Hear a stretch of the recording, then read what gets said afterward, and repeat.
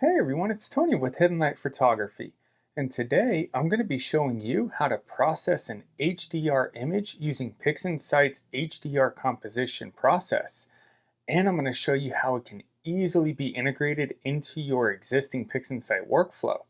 As an added bonus, I'm going to be processing M42 in HDR, utilizing my entire PixInsight workflow and also integrating HDR Composition into it. So if you haven't done so yet, hit that subscribe button. I don't want you to miss out on any upcoming content. Now let's jump straight into PixInsight and process M42 in HDR. HDR, or High Dynamic Range, is an amazing way to bring out your target's bright areas as well as dim areas within the same image. And PixInsight makes processing HDR extremely easy, which is what I'm about to show you. Now, imaging HDR is really straightforward. You're going to image your target with shorter exposures, which will tame out the brighter areas of your image, and then you're going to image the target again with longer exposures, which will bring out the dimmer areas of your target. And then in post-processing, we'll combine the two together in order to get the best of both worlds.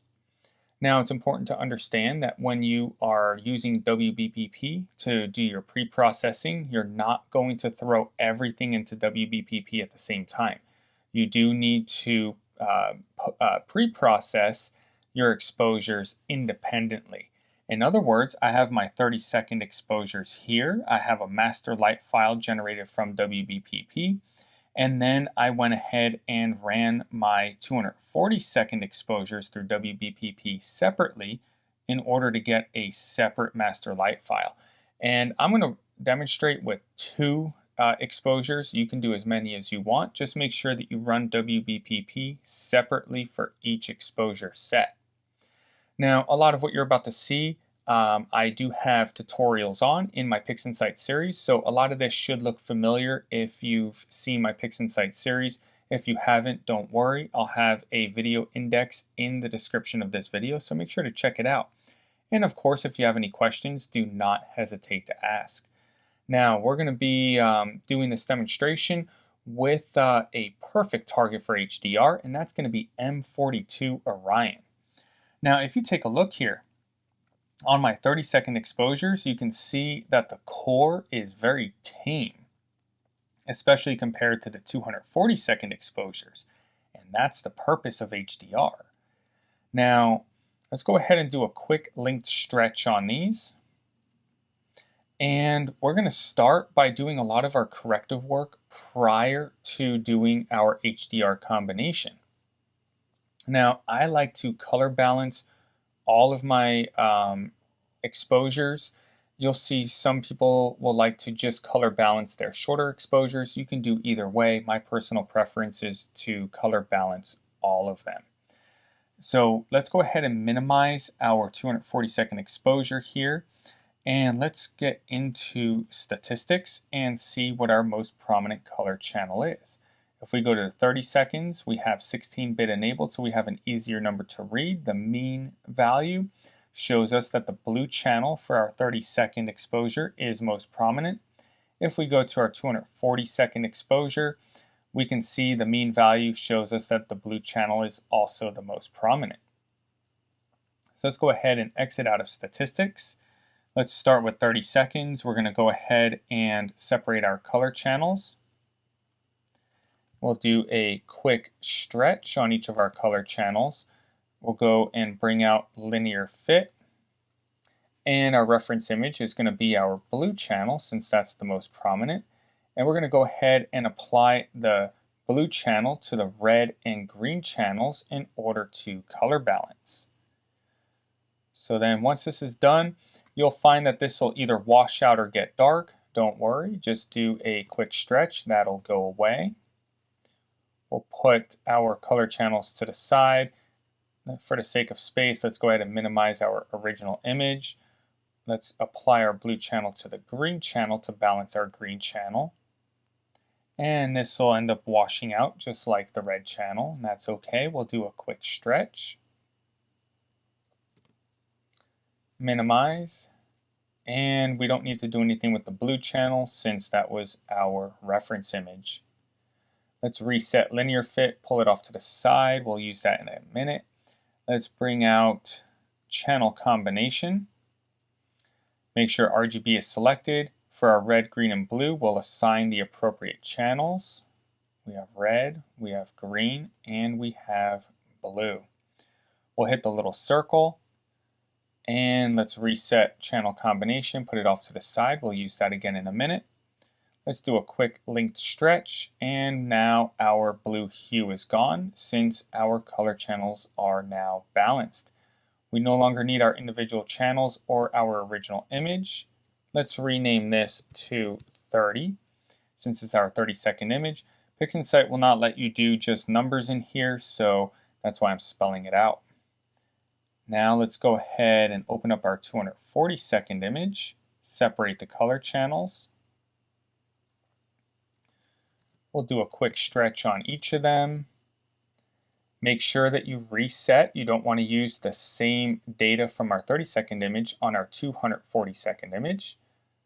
We'll go ahead and select the blue channel from our 240-second image, and then we're going to go ahead and apply just like we did on the 30-second. So we're going to balance red and green. Let's go ahead and do a quick stretch. We'll minimize. Let's minimize our original. Let's balance our green channel. And then we'll go ahead and do a quick stretch. We don't need to do anything with our blue channel since, again, this was our reference image. Let's reset linear fit. We don't need it anymore, so we can exit out. We already have channel combination. Make sure it's reset because we don't want to use our 30-second image information on here. RGB is selected. Let's go ahead and input the correct color channels in. Hit circle. Reset channel combination. We no longer need it, so we'll exit out. Do a quick linked stretch on our 240. And now the blue hue is gone because the color channels are now balanced. And we'll get rid of everything we do not need. And from here, let's rename this to 240. This will allow us to easily identify which image is which. Now, as we can see, Orion is upside down here, so we're going to go into Image, Geometry. Let's rotate it. This is letting us know that our astrometric solution will disappear by doing this. That's okay, we'll put it back later. And now we have our 240-second image color balanced and ready to go. Our 30-second image is also color balanced and ready to go. Now, let's minimize 30. Let's do a quick correct only with BlurXterminator. This will get rid of any potential issues with the stars, which will impede results with SPCC if you choose to use it. And it can also impede results with background extraction. So we want to do a quick correction with BlurXterminator. Now, once we're done with this 240-second image, we're going to go ahead and do the same thing with the 30-second image. Now what we're doing is we're just prepping the images for the HDR combination as well as further processing. Once we're done with correct only, we're going to go ahead and crop our images. Now, since we are combining both of these images, they need to be cropped exactly the same. And we can do that with dynamic crop.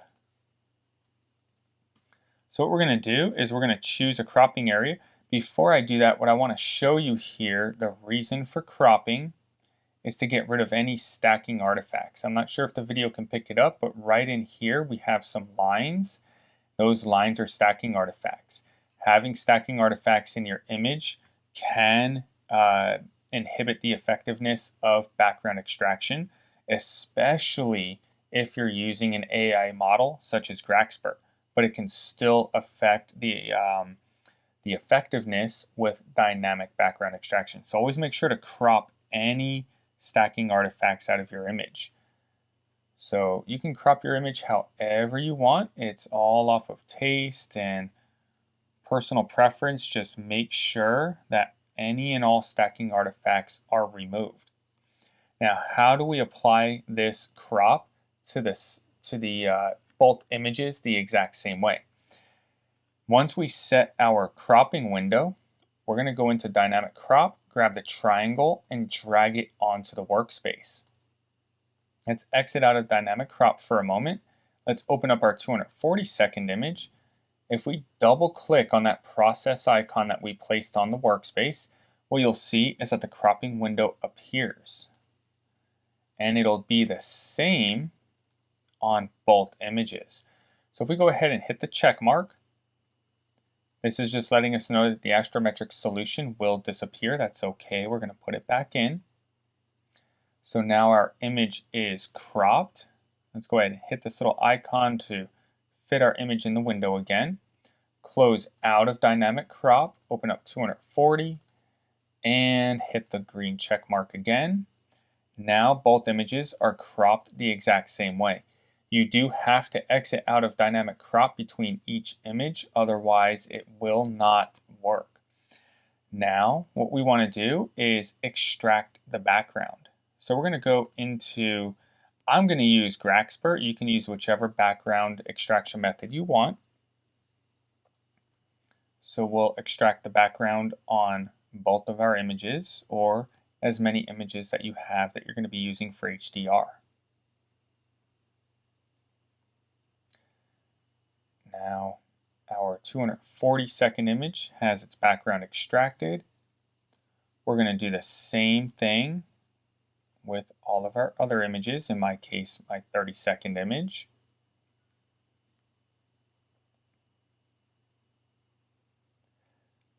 And once this is done, we are ready for color calibration if you wish to do so. This would be the point where you want to use SPCC if you're going to be using it. However, before you use SPCC, you're going to need to reapply the astrometric solution. So we're going to go into Script, Image Analysis, Image Solver. Make sure all of this information is correct. I like to use focal distance. So once you confirm everything is correct, we'll go to Search. We'll plug in our target, in this case M42. We'll choose what matches Great Orion Nebula, M42, hit OK. Everything is good, hit OK. And this is going to re-plate solve our images and let PixInsight know exactly where in the sky this image was taken. That's a very important step, especially if you're using SPCC. We also need to make sure to do this because we do need to perform a star alignment. So now we're going to do our 240-second image. We'll go to Image Solver, and make sure everything is correct. Once we confirm, we'll put in our target again, hit Search, choose our target, hit OK. And once all of your images are plate solved with astrometric solution back in the metadata, then you can go ahead and use SPCC if you choose to do so. I'm going to omit SPCC from my workflow today because I like the way Orion looks without it. Now, what we can do is, let's open up our 30-second again. What we are ready for is star alignment. So now, let's bring up both images. I want to show you something here. These two images were not originally imaged with HDR in mind. as you can see here, take a look at these stars. These right over here by my cursor. If we move the images on top of each other, you can see there is a misalignment. These stars right here do not align with the corresponding stars on the other image. So we need to align them. Now, if you are imaging with intent of HDR, make sure that you have your rotation correct between each of your exposures. If you don't, such as in my case, again, these were not imaged with HDR in mind, so they do not match, we can make them match. Even if you image with HDR in mind and rotation is correct, always use star alignment because these need to match perfectly. And how we do this, first what we're going to do is we're going to choose an image to be our reference image. And you want to have an image that has a good amount of stars and good stars that PixInsight can use as a baseline to align your other images together. In this case, if you take a look at this star right here at my cursor, it is not present in the other image. And again, that's the rotational difference. So I'm going to use this 240-second image as my reference image because the stars are more prominent, there's more of them. So what we're going to do is go to Process, All Processes, and we're going to go to Star Alignment. And I would make sure to always hit Reset so anything that you were working on prior gets out of there and you start from scratch.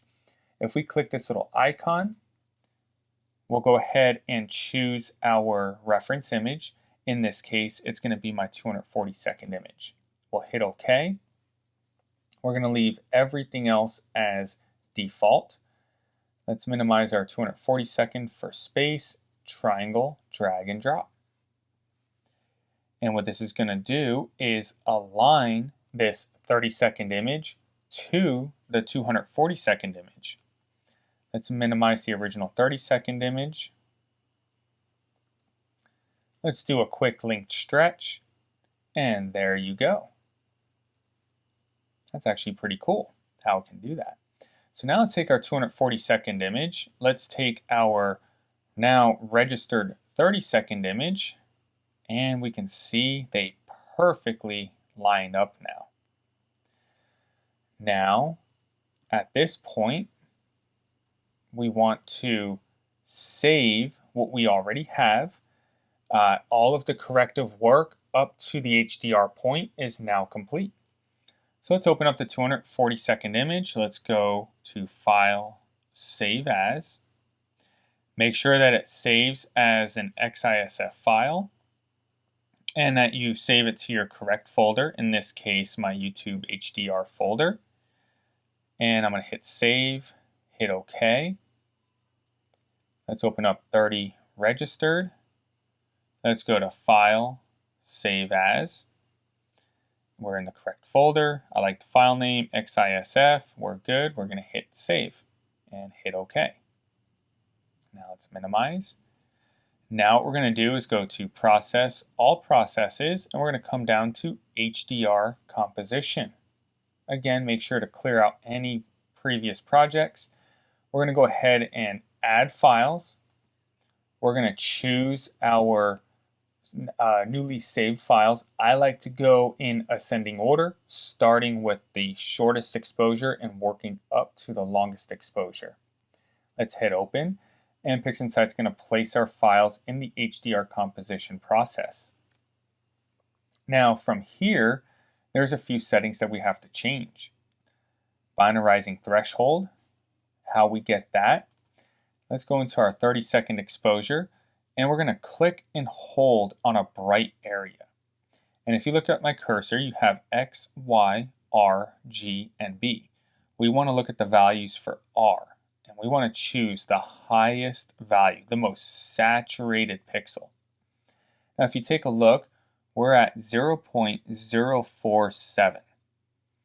Now keep in mind this is the shorter exposure. If we go into 240-second, that's a longer exposure, so we're actually going to be brighter. Now you see R is 0.3805. This is a lot brighter. So we're going to use 240-second exposure or your longest exposure, whichever has the most saturated pixel. As we can see here, we have 0.6817. And now we have 0.6826. Just for the sake of example, let's say that this is our most saturated pixel, 0.6870. Let's open up a calculator, 0.6870. Our default setting for binarizing threshold is 0.8. So what we're going to do is we're going to take our most saturated pixel value, in this case 0.6870, and multiply it by our default value of 0.8. So let's go times 0.8, and that's going to give you a number. In this case, 0.5496. We're going to go ahead and plug this number into our binarizing threshold. What I'm going to do is round this. This is going to round to 0.55. So let's go ahead and move our binarizing threshold to 0.55. Now our binarizing threshold is set. For mask smoothness, I like to use a value of 12. You can use, play around with these values, see what gives you best results. For my data, mask smoothness of 12 and a mask growth of 3 works really well for me. Again, you can play around with those values, see what gives you the best between those two. Let's minimize our 240-second and our 30-second images. And what we're going to do is hit the circle. Now, once this is done, this is going to spit out two things. One is going to be the mask that it used, and the other thing that's going to spit out is our combined HDR image. And sometimes this can take a few moments to run. And let's go ahead, let's reset HDR Composition, exit out. Here's our mask that HDR Composition used to create our images, or our image. We're going to go ahead and pull that off to the side. Let's do a linked stretch. And there's our combined HDR image of M42. Now we're ready to continue with our workflow. And as promised, I'm going to show you the rest of my workflow with M42.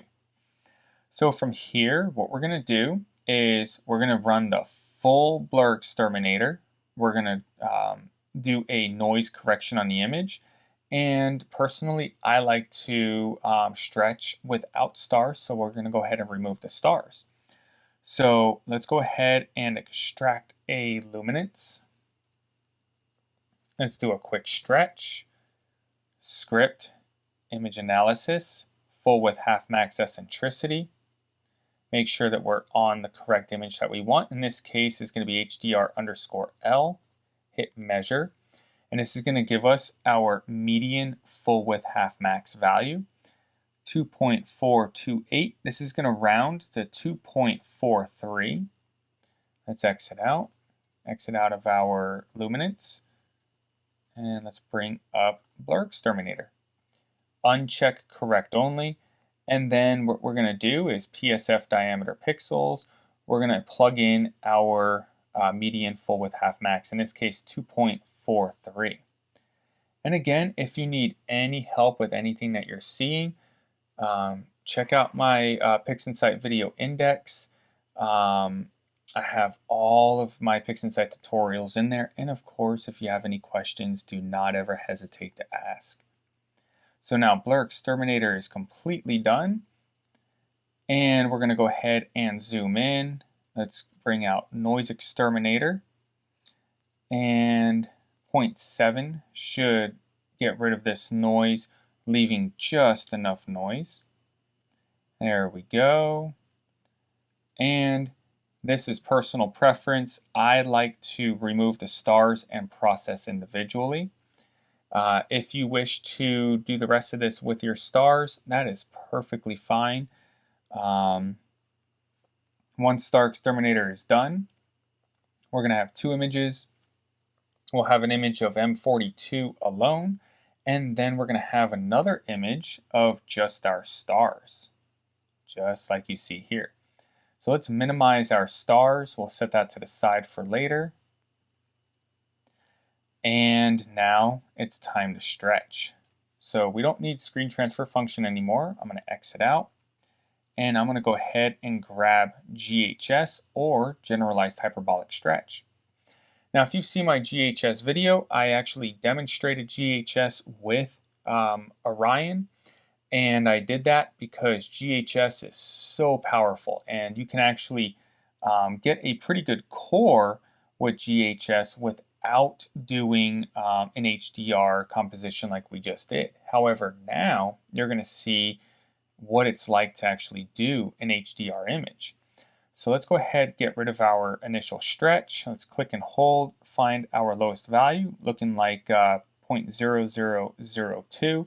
If you look at my cursor, X, Y, R, G, and B, the R is 0.0002. That's going to be our symmetry point.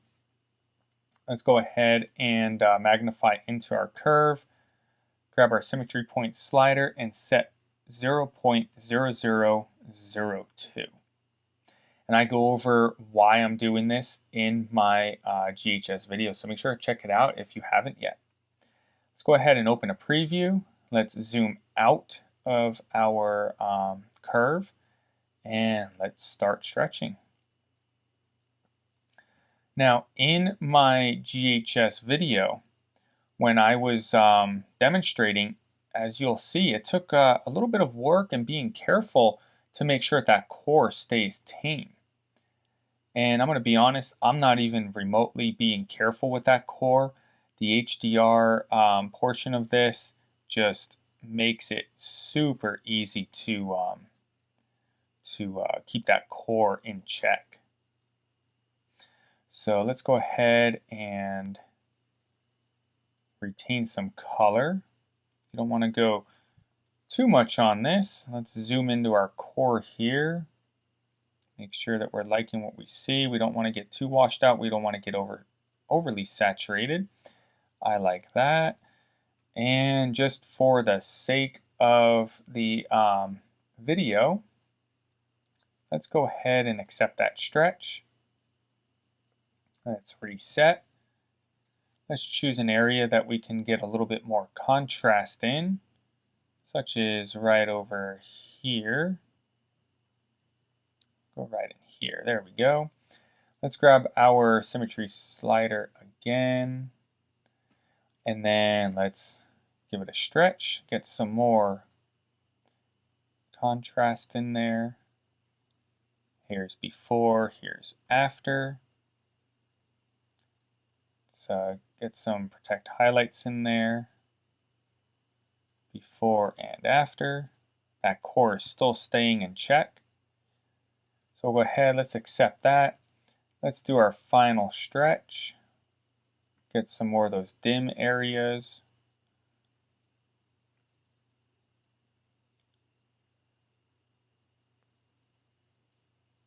And then we'll go ahead, protect some highlights.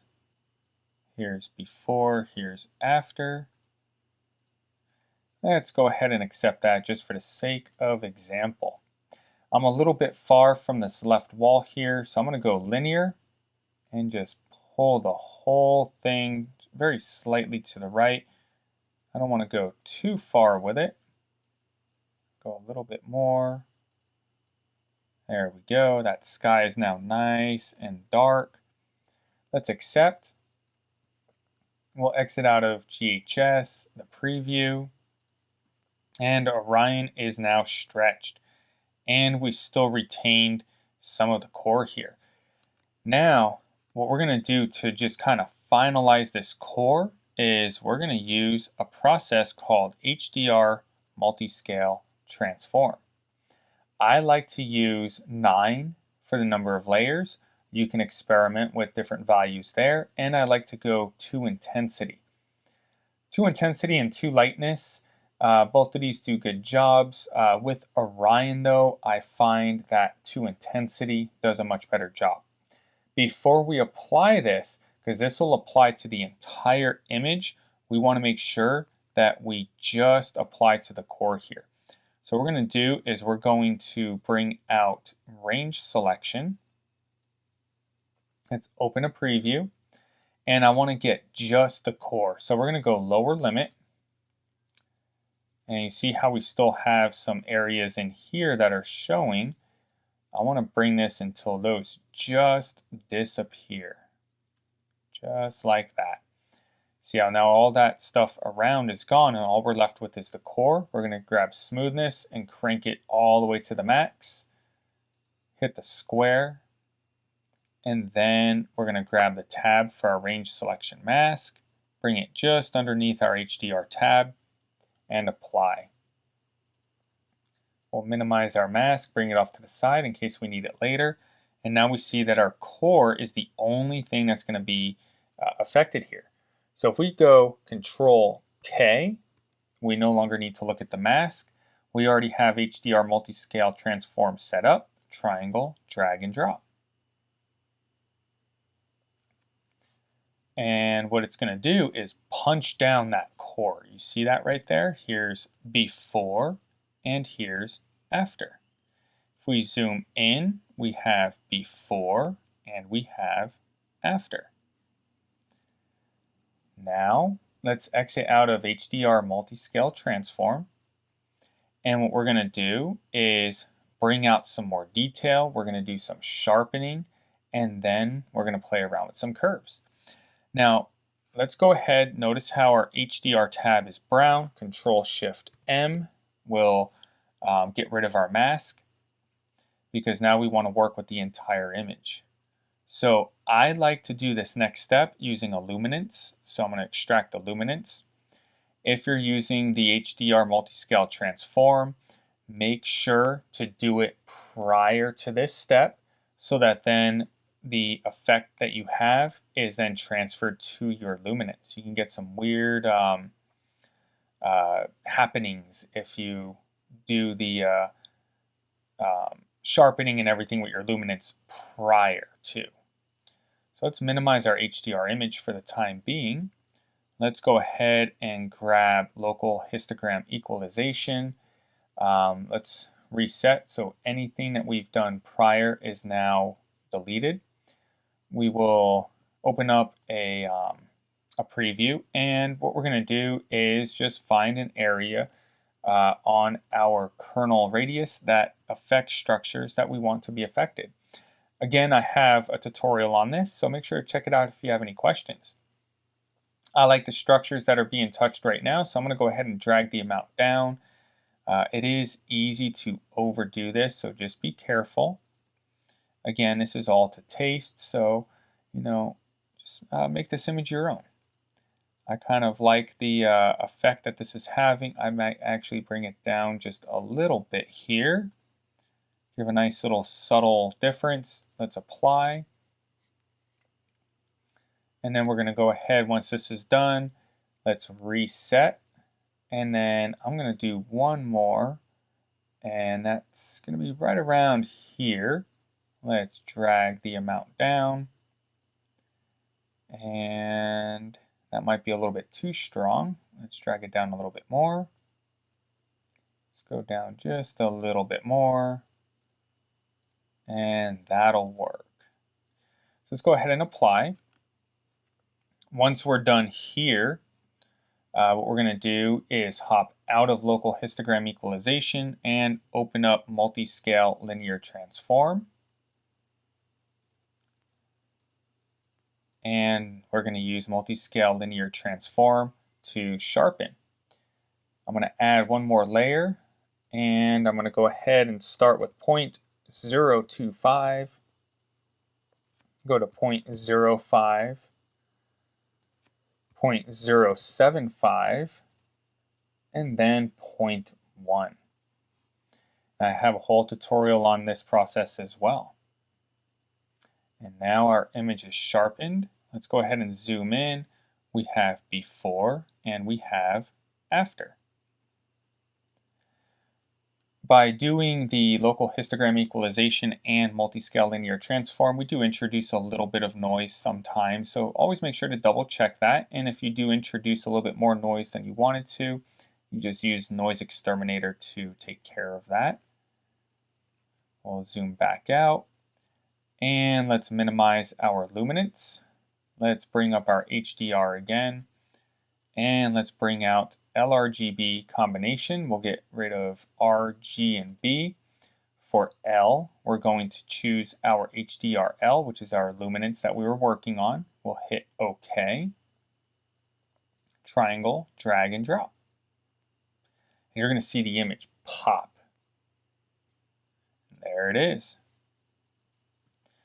Now, what we're going to do is go into our curves transformation. Let's reset anything that we might have lingering from a previous project. I'm going to see if I can maybe, well, always make sure you open up a preview so you can see what you're doing. So I'm going to go to this L, which is going to allow me to brighten up just a little bit.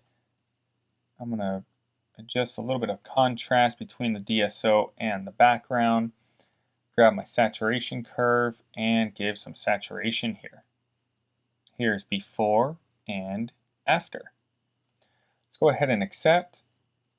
Let's reset. Let's see if maybe we can do a little bit more saturation. You don't want to go too much, but just for the sake of seeing on screen, we'll go a little bit heavy on saturation here. Let's accept. Exit out. And here's our HDR version of M42. Let's minimize our HDR M42. Let's go into our stars. We'll bring out histogram transformation. Let's reset anything that may be lingering. We're on HDR stars. We'll delete our current stretch, open a preview, midtone slider, and drag it. Reset, and let's stretch again. And reset. And one more time. I like that. Actually, you know what? Let's bring it just a little bit less. Accept, reset. Let's check our work. That looks pretty good. Let's minimize HDR stars, open up HDR. We have our stars back pixel math for unscreened stars, triangle, drag, and drop. And there is our completed M42 HDR image. So I hope that you found this useful. If you did, do me a favor. That channel icon that popped up, hit that channel icon and subscribe. I don't want you to miss out on any upcoming content. Drop a comment in the comments section.